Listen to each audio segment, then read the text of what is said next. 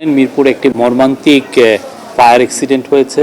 এই ঘটনায় সরাসরি চিফ অ্যাডভাইজার এখন রোমে আছেন, ওনাকে জানানো হয় এবং উনি সাথে সাথে যথোপযুক্ত কর্তৃপক্ষকে জানিয়েছেন যে এই ঘটনাকে তদন্ত করতে, এবং যারা মারা গেছেন তাদের মৃত্যুতে উনি শোক জানিয়েছেন।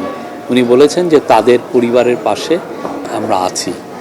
আর সত্যিকার অর্থে এরকম কেমিক্যাল ফ্যাক্টরির যে বিস্ফোরণ, এটা বাংলাদেশে এর আগেও হয়েছে, কিন্তু আমরা এটা নিয়ে আমরা অনেক চেষ্টা করার পরও দেখা যাচ্ছে যে অনেকেই ইলিগালি এই সমস্ত ফ্যাক্টরি সেট আপ করেন, এবং সেক্ষেত্রে এটা এখন ইনভেস্টিগেট করে দেখা হচ্ছে যে তার লাইসেন্স ঠিক ছিল কিনা, এবং তার ফায়ার যে ফ্লেমেবল অবজেক্ট এর যারা বিজনেস করেন বা এই ধরনের গোডাউন বা কেমিক্যাল ফ্যাক্টরি করেন, তাদের বিষয়গুলো আসলে ফায়ারের যথোপযুক্ত আপনার ক্লিয়ারেন্স ছিল কিনা ফায়ার ডিপার্টমেন্টের, সেটা দেখা হচ্ছে।